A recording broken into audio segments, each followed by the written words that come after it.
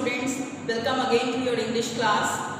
So in the last lesson we had discussed about King Tutankhaten or Tutankhamun. The names I will describe later on in the later part of the chapter, why he had changed his name, and he was the youngest pharaoh of the Pharaoh dynasty in Egypt.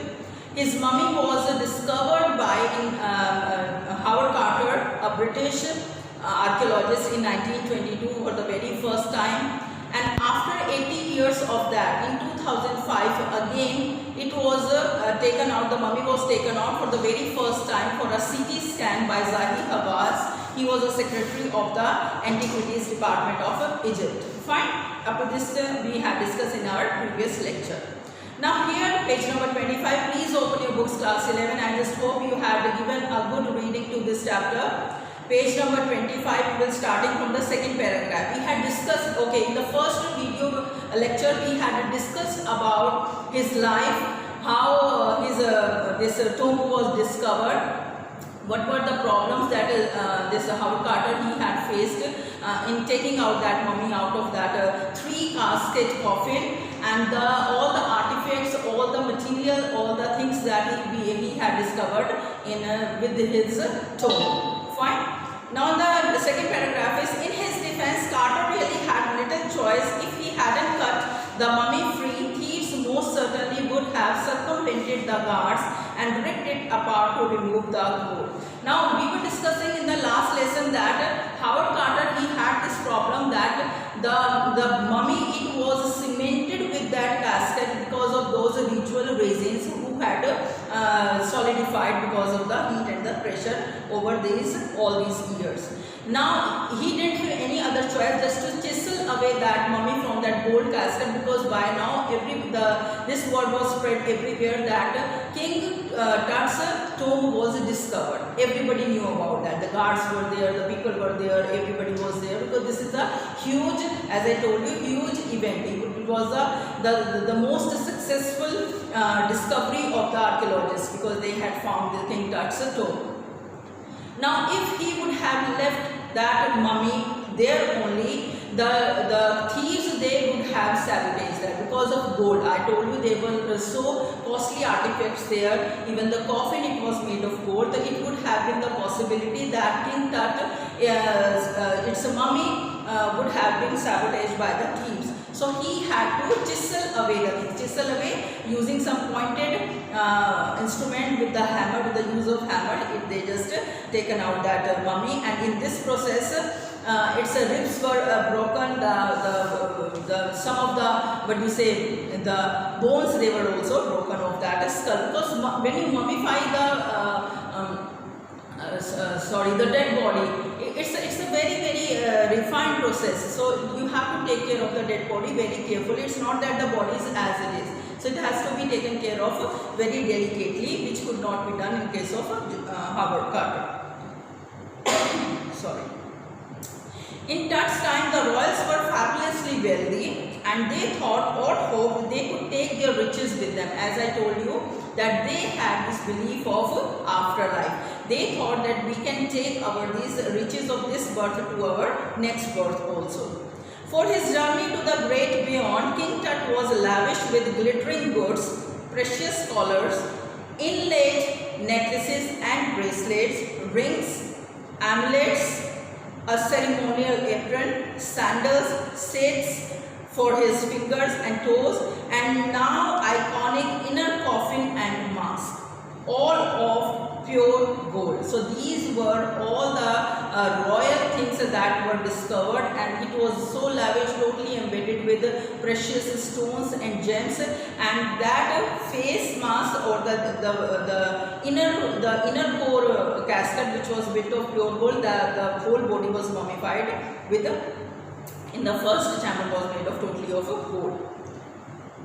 Carter's men removed the mummy's head and severed nearly every major point.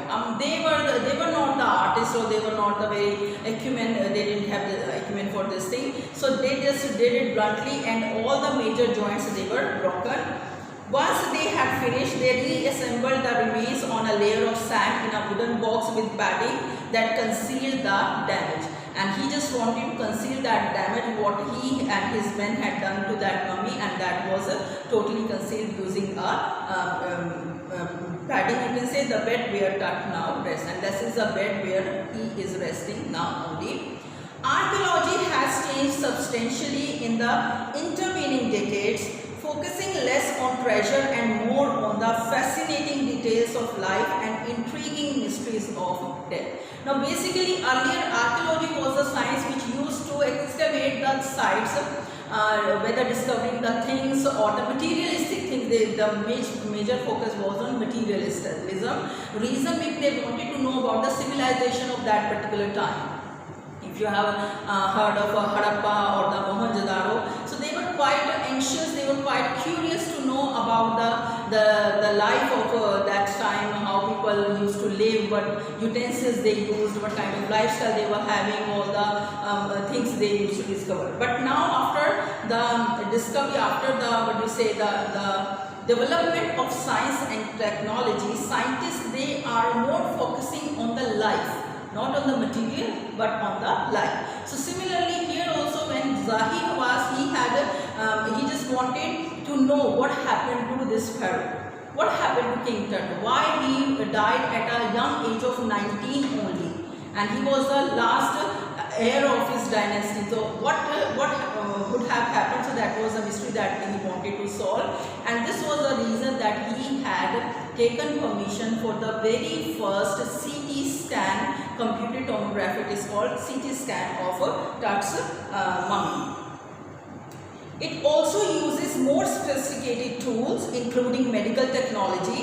In 1968, more than 40 years after Carter's discovery, an anatomy professor x-rayed the mummy and revealed a startling fact. After 40 years, that is in 1968, one person, anatomy professor he x-rayed the mummy, and he said beneath the resin that cakes his chest, his breastbone and front ribs are missing.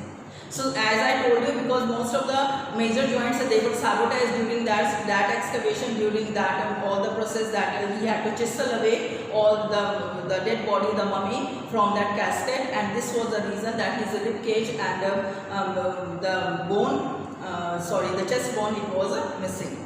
Today diagnostic imaging can be done with computed tomography, as I told you, the CT scan, by which hundreds of x-rays in cross-section are put together like slices of bread to create a three-dimensional virtual body. Now nobody knew, if you have seen the pictures, even they have provided, the science have provided using that CT scan, the tomography process, they have provided you the 3D image of King Tut also, so that is just the invention of science.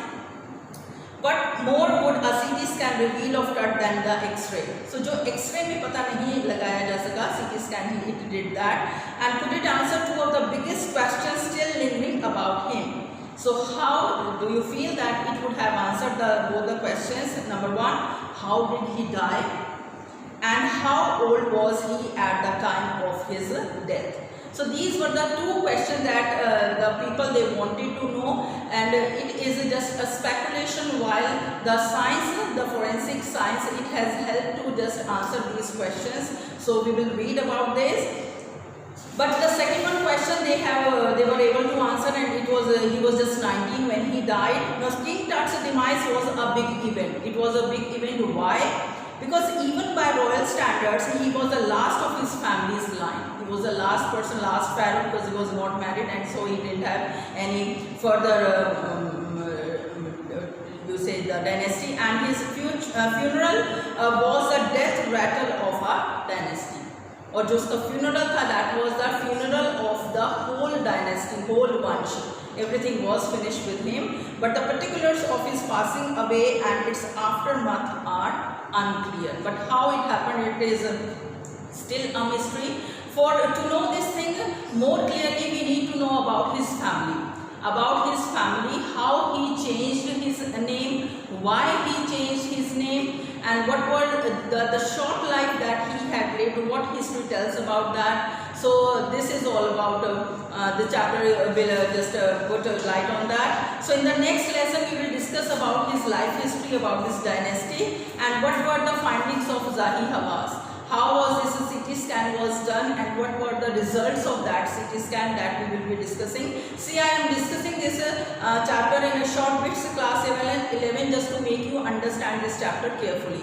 So please go through the text and try to memorize all the facts, all the dates, all the things that are given here. So till then we will take care of yourself, just go through the chapter and stay safe. Thank you.